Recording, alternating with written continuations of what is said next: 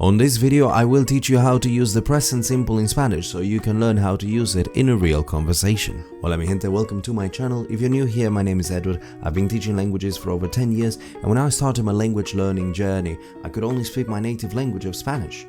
Now I speak 4 languages, so let me tell you how I did it, so you can do it too. Here's what we're gonna learn today on this video. First, the recipe. In other words, the formula that you're gonna need in order to conjugate the present simple in Spanish. Second, I call it time to show off, meaning when do you get to use it? Under what circumstances do you need the present simple in Spanish?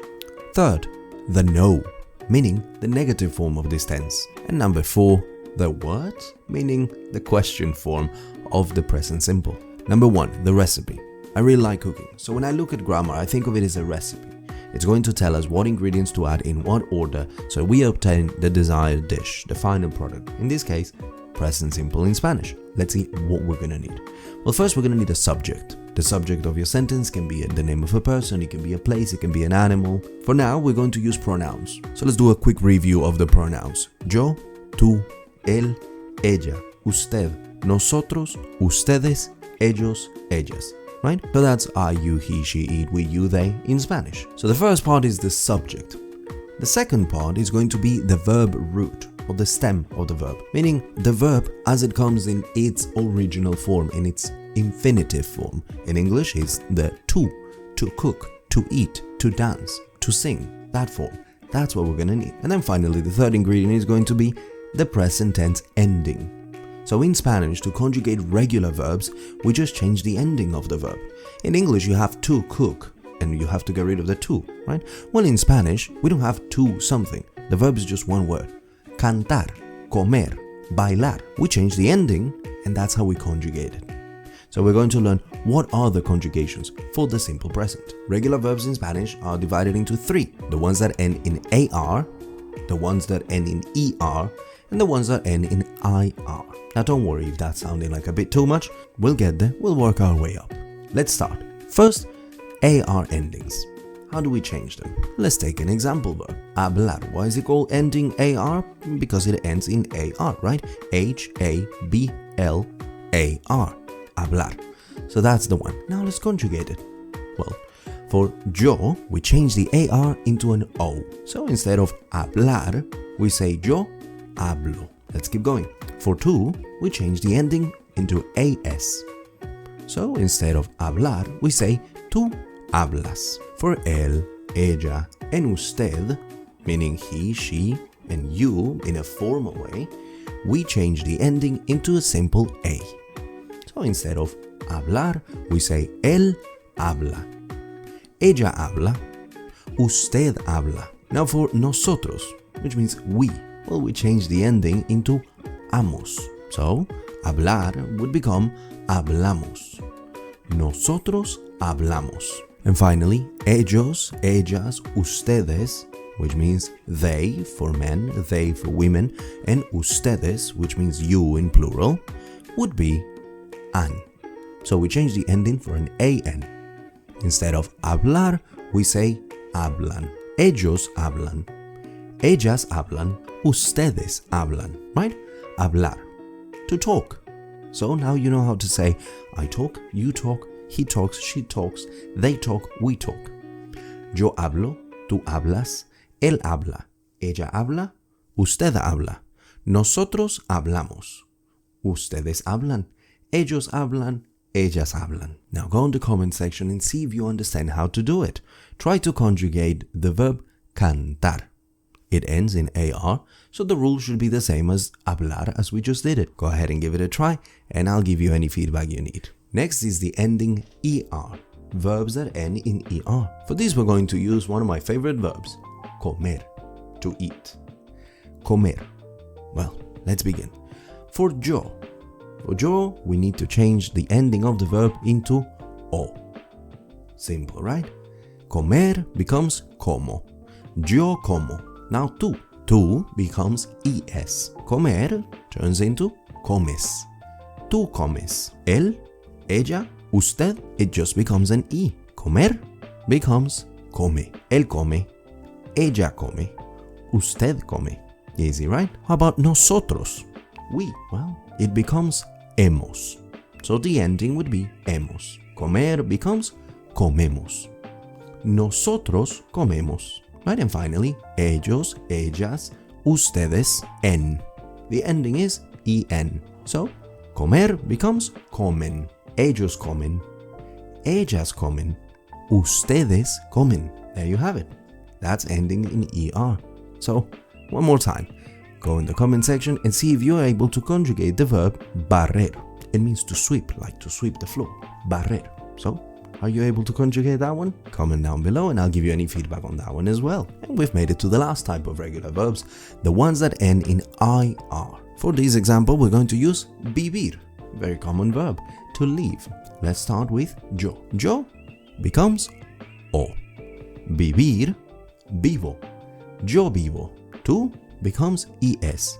Vives. Tú vives. Now for él, ella, usted is just an e. Vive. Él vive. Ella vive. Usted vive. What about nosotros? Nosotros becomes imos. Vivir, vivimos. Nosotros vivimos. And then ellos, ellas, ustedes. It becomes en. Viven. Vivir, viven. Ellos viven. Ellas viven. Ustedes viven. There you have it. So that is IR. Try it out for yourself. Go in the comment section and conjugate the IR ending verb escribir, to write. Go ahead. Leave it in a comment and I'll let you know if you got them all right. Okay, time to show off. Meaning, when do we get to use this tense? There is, for the most part, 4 very common use case scenarios for the present simple. Number 1, to express habits or routines. This is what we use to describe things that happen on our day-to-day lives. Like, yo estudio español todos los días. Yo estudio, I study. The original verb is estudiar. So, according to the recipe, we need a subject, yo, the verb, estudiar, but we need to change the ending into the correct ending. So, estudiar ends in AR, so it becomes O. Estudio. Yo estudio, and then you can add anything else you want to give your sentence more context. Yo estudio español todos los días. I study Spanish every day. Second case, to describe general truths or facts. This is for things that are always true, like el sol sale por el este. The sun rises in the east. Sale comes from the verb salir. It's an IR ending verb. Salir means to come out. Salir. El sol, that's the subject. Sale, that's the verb conjugated. We've changed the ending already. Por el este, from the east. Now the third case in which we can use it, to talk about the future. But this is for a particular kind of future, the one that is very near future, especially if there is a timestamp. For example, mañana yo trabajo 8 horas. Tomorrow, I work 8 hours. Yo, the subject, trabajo, the verb, comes from trabajar. It's an AR ending. So it becomes trabajo. Yo trabajo 8 horas. And finally, for descriptions, describing things, places, objects, people. For example, la casa es grande. The subject is la casa. The verb, es. But wait a second, that verb doesn't match, does it? With everything we've said so far. That is because es is the verb to be. Ser. Ser is not a regular verb. So for this one, we can't just simply change the ending and make it fit like all the others. The irregular verbs, you have to learn the different conjugation for every person. So in this case, la casa es. La casa es bonita. Okay, point number 3. The no, meaning a negative form. The negative form in Spanish is super easy to make in the simple present. All you have to do is make the sentence like you would and make sure that you put a no in front of the verb. So let's make a sentence. Yo como arroz. I eat rice. Where do we put the no? We put it in front of the verb. So, yo no como arroz. I don't eat rice. Let's do another one. Tú bailas muy bien. You dance very well. Where do we put the no? In front of the verb. Tú no bailas muy bien. You don't dance very well. There you go. Now, the what? Meaning the question form. This one is even easier to do.